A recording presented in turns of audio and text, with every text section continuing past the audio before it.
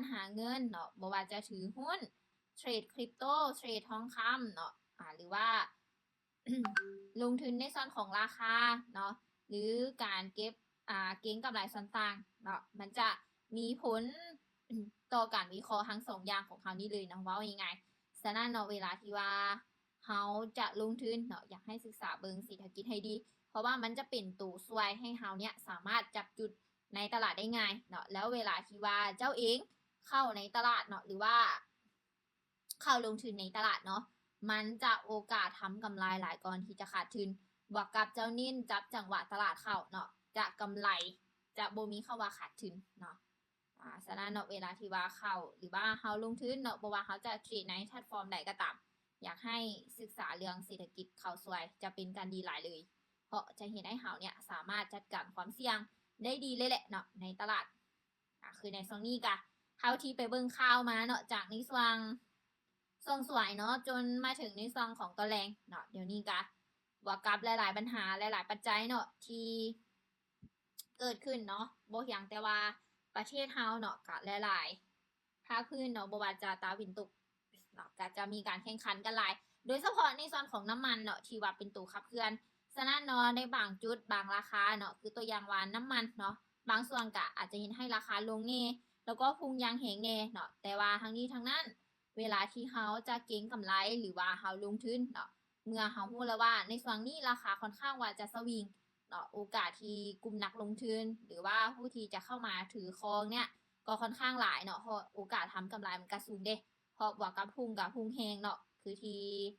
ใครที่ได้ติดตามเบิ่งก็จะรู้อยู่เนาะเพราะว่าผ่านมาการราคาน้ำมันเนาะมีแต่อย่างแต่ลิตร20 พันกีบเนาะว่าแพงละเนาะแต่ว่าตัวนี้นี่40 พันได้เนาะคือแถวแถบเขตนอกไปเนี่ยเนาะแถวนอกนครหลวงน้อยหนึ่งเนาะกับ45,000แล้วได้พวกเจ้าเนาะสำหรับกระส่วนเนาะถือว่าแพงหลายฉะนั้นในเวลาที่ว่าเขาจะลงทุนเนาะโดยเฉพาะที่จะถือครองแล้วก็ลงทุนในราคาเนี่ยเขาต้องเบิ่งจากลักษณะของราคาเนี่ยให้ชัดเจนเลยเนาะคือตัวอย่างเนาะอาจจะอาทิตย์แล้วนี่หรือว่ากับคล้ายๆคือกับเฮาเบิ่งในลักษณะกราฟนี่เลยเนาะคือตัวอย่างว่าตอนนี้นี่จากในซันเก่าเนาะที่ว่าเคยขึ้นมานี่ก็สูงเติบละเนาะ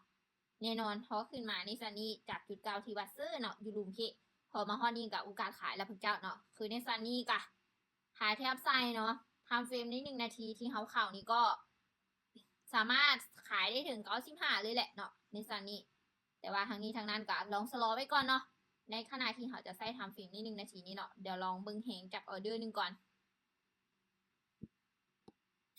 สำหรับในส่วนของฐานราคาเนาะบ่ว่าเจ้าจะถือครองหรือว่าลงทุนในส่วนของราคาให้ไปตามเกณฑ์ที่เจ้าลงทุนเนาะบ่ว่าเจ้าจะซื้อหรือขายที่ให้กราฟนั่นน่ะมันมาลงมาทางที่เจ้าออกออเดอร์เนาะแม่นให้พยายามเบิ่งจากการปิดตัวของกราฟเลยเนาะหาเทียบใส่ในการเบิ่งกราฟอันนี้คือสำคัญที่สุดเลยเนาะแต่ถ้าว่าเขาเห็นว่าค่อนข้างว่าใกล้กันหลายเนาะหรือคล้ายๆคือในตรงนี้เนาะในกรณีที่มันได้อย่างแต่95เนาะเพราะว่าฐานราคามันใกล้กันแฮงถ้าว่าเฮายังหับความเสี่ยงบ่ได้เฮาก็สโลว์ไว้เนาะเห็นหลายๆคนเนาะไปนำไส้แล้ววินเรท100%เลยแหละเนาะแต่ว่าบวกกับเริ่มอยู่ดุลในตลาดไปเนาะเฮ็ดให้กำไรนั้นเสียซ้ำเนาะฉะนั้นเวลาที่ว่าเฮาเริ่มอยู่ดุลเนาะให้มาสังเกตเบิ่งเลยถ้าว่าในลักษณะของกราฟเนาะจากในสั่งเก่าที่เฮากำลังเข้าเนาะยังห่างกันตัวขึ้นที่ใกล้กันแบบนี้ก็ต้องสโลว์ไว้ก่อนเลยพวกเจ้าเนาะอันนี้คืออยากจะแนะนำให้เนาะจะให้เจ้าเนี้ยเข้าเทรดแล้วก็ทำกำไรเนี่ยให้ได้เต็มตามเป้าหรือว่าตามที่เจ้าวางเป้าหมายไว้เนาะให้ได้ทุกๆครั้งเดี๋ยวเบิ่งในสัปดาห์เนาะสำหรับลงทุนในไทม์เฟรมใน1 นาทีของเท่านี้แต่ว่าในสำหรับในซองนี้ค่ะที่อัพไซด์เนาะ สำหรับไทม์เฟรมใน1 นาทีนี้ก็ได้ถึง95เนาะคือที่ได้ชี้แจงไปก่อนหน้าเลยสังเกตจากสายเนาะจึงพูดได้ว่า95%เนาะคือโดยผ่านมาเนาะเคยจะนับจากฐานเนาะแล้วก็มาตีเป็นเปอร์เซ็นต์เนาะแต่ว่าเวลาที่ให้ทุกคนเข้าใจง่ายก็คือเบิ่งจากการปิดโตของกราฟนั่นแหละเนาะถ้าว่าในส่วนของโซนตลาดเนาะจากในซองเก่าเนาะเคยลงมา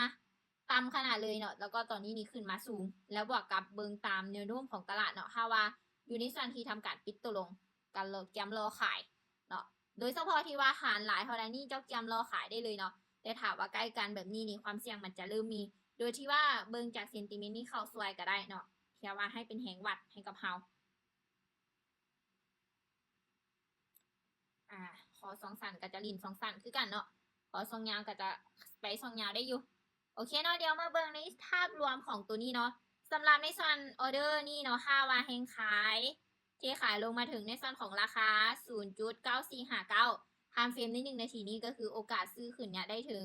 90เลยเนาะ 90% เลย แต่ถ้าบางยอมรับความเสี่ยง 10% บ่ได้ในตัวนี้นี่เฮาเปลี่ยนมาใช้เป็น time frame 5 นาทีบ่เนาะหรือว่าออก5ออเดอร์แล่นติดกันเลยเนาะสำหรับแบบที่เฮาใช้ time frame 1 นาทีนี่เนาะก็คือแบบออกออเดอร์นี่แล้วก็ออกออเดอร์หน้าออกออเดอร์ต่อไปสินะเนาะ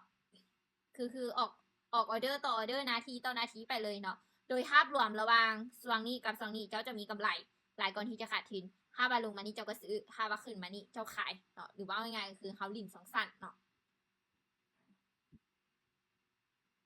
แต่ถ้าว่ายอมรับความเสี่ยงบ่ได้ในสองสั้นแบบนี้ก็บ่แนะนำคือกันเนาะเพราะว่ามันต้องได้ใช้ต้นทุนน้อยนึงเนาะเพื่อให้เฮามีกำไรหลายหั้นนะแต่ถ้าว่าต้นทุนของเฮาบ่หลายก็เฮาก็ไปรอกรอบใหม่เนาะโอเคเนาะสำหรับในส่วนนี้เนาะเฮาจะบริหารไปน้อยนึงเด้อคือในส่วนนี้เนาะก็คือตามเกณฑ์เลยเนาะในส่วนนี้ก็จะได้อยู่ที่จากจุด1 2อาจจะได้อยู่ที่95อยู่เนาะออเดอร์นี้เนี่ยเฮาจะซื้อไปรอบนึงเด้อเนาะโอ้อยากหลุดลงมาหน่อยนึงเนาะขนาดว่าออกซองซ่าซื้อแล้วเนาะ3 วิซองสุดท้ายอยากให้เน้นหน่อยนึงเนาะสำหรับที่ว่าเฮาใช้ time frame ใน1 นาทีเนาะอยากให้เน้นจังหวะหน่อยนึงถ้าว่ามันหลุดฐานจากจุดที่เฮาหมายไว้แล้วเนาะหรือว่าจากจุดโซนราคาที่เฮาหมายไว้แล้วเนาะคือตัวอย่างราคาอยู่ที่ 0.9458 เนาะเป็นจุดโซนราคาที่ทำการซื้อเนี่ยอย่างชัดเจนเลยก็คือสังเกตจากกราฟเบิ่งจากการปิดโตขึ้นหันเนาะมันอยู่ในโซนหน้านี้กราฟเนี่ยดันราคาลงเนาะแต่ว่าลงบ่ได้หันนะถ้าว่ามันรูดโซนมาเนาะเฮาแก็มรอซื้อนะบ่ฟ้าวแท้เนาะเฮาต้องมาเบิ่งฐานใหม่คือเนาะความหมายถ้าว่ากรอบมันบ่แข็งแรงเนาะคล้ายๆคือในทรงนี้เนาะมีแต่ฐานเดียวแบบนี้เนาะจุดนี้ก็คือสลอไว้ก่อนเนาะในทรงนี้ก็ถือว่ายังเป็นโอกาสเข้าซื้อได้อยู่เนาะสำหรับในทรงนี้บ่หันแล้วเนาะก็ถือว่ายังได้อยู่ที่จากในซองของโซนนี้เนาะก็จะได้อยู่ที่90อัพอยู่เนาะใกล้กันน้อยนึงแต่เวลาที่ใกล้กันแบบนี้นี่คือที่ข่อยได้ชี้แจงเลยถ้าเฮายอมรับความเสี่ยงบ่ได้ก็บ่ฟ้าวเนาะเพราะว่าอย่างสังเกตเนาะเวลาเกาะมันใกล้กันหรือว่าในลักษณะที่แห่งซื้อแห่งขายบ่ชัดเจนเนาะจะขึ้นก็ขึ้นบ่ชัดเจนจะลงก็ลงบ่ชัดเจนหั่นน่ะมันจะกดดันราคาเฮาเนาะอาจจะเห็นให้เฮาเนี่ยเข้ายากเนาะแต่ว่าโดยภาพรวมของตลาดแล้วเนาะในกรณีที่สิถึงการเข้าซื้อโดยเฉพาะหั่นน่ะเนาะราคามันจะดันตามฝากเนี่ยเปอร์เซ็นต์สูงก่อนอยู่ละเนาะแต่ทางนี้ทางนั้นเพื่อความปลอดภัยเฮาก็จับจังหวะเอาเนาะเพื่อให้เฮาเนี่ยเก็บกำไรได้ตามเป้าทุกๆครั้งเบิ่งว่าสิขึ้นมาฮอดนี่บ่เนาะน่าจะซ้ายอยู่เนาะเดี๋ยวมาเบิ่งในส่วนของคู่เงินอื่นเลยเนาะเพราะว่าจากในส่วนของ 2-3 มื้อหลังเนาะราคายังอยู่ที่70ปลายเนาะ74เนาะแต่ว่าเขามาเมื่อวานเนาะเหลืออย่างแต่68เนาะถ้าว่าเฮาแล้วก็2เช้านี่ก็ยัง68อยู่นะสังเกตเบิ่งเลยเนาะราคาจะอยู่ที่68ตอนนี้เฮาซื้อไว้เรามาขายในโซนนี้ก็70เนาะกำไร 2,000 เนาะลงทุนหลายเท่าใดก็กำไรหลายเท่านั้นเลยเนาะสำหรับการถือครองเนาะหรือว่าการเทรดชั่วโมงบ่เนาะกำไรจะหลายก่อนที่ว่าเขาจะพลาดโอเคเนาะเดี๋ยวมาเบิ่งในส่วนนี้สำหรับในจังหวะนี้ก็ถือว่าถ้าว่าแห่งซื้อเนาะลินอยู่ในซองนี้น้อยนี่ก็ถือว่าโอกาสเขาซื้อเลยแหละเนาะถ้าเทียบไซด์เทิมไทม์เฟรมก็จะลินซองสั้นในซองนี้ได้จากในจุดนี้มาหาในจุดนี้เนาะแต่หาเทียบไซด์ไทม์เฟรมใน1 นาทีก็ออเดอร์นี้ก็ถือว่าเป็นออเดอร์นึงที่สามารถซื้อได้ถึง95เลยก็ว่าได้เนาะออเดอร์นี้เขาจะซื้อไปน้อยนึงเด้อเพราะว่าแห่งซื้อเริ่มเข้าแทรกแล้วเนาะแล้วก็นี่กรอบนี้ก็จะเป็นในส่วนของศูนย์ซื้ออยู่เนาะในส่วนนี้ถือว่าเป็นกรอบสั้นๆเนาะให้เขาได้ข่าวลินแต่ถ้าว่าหลุดพ้นความเสี่ยงเนาะให้ได้ต่ำก็นี่ก็คือต้องรอจังหวะตลาดให้หลายกว่านี้ก่อนเนาะก็คืออาจจะรอพี่เบาะเนาะรอขายพี่เบาะเนาะหรือว่ารอให้กรอบนี้ห่างกันหลายกว่านี้หรือว่าแข็งแหลายกว่านี้เนาะโอเค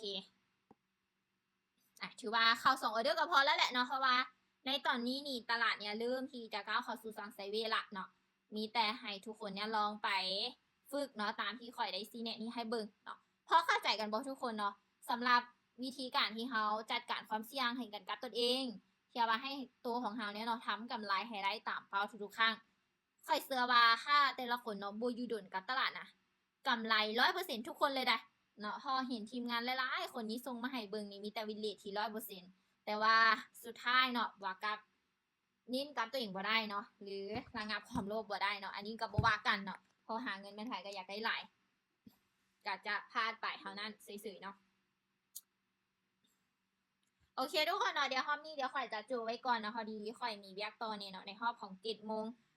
เดี๋ยวไว้เจอกับเฮดเดอร์พัดเนาะในรอบพัดไปเนาะพัดนี่ก็ตึงแห้งเนาะใครที่ว่าอยากจะศึกษาวิธีการเก็บกำไรเนาะกะพอกับเฮดเดอร์พัดในวงพัดไปนี่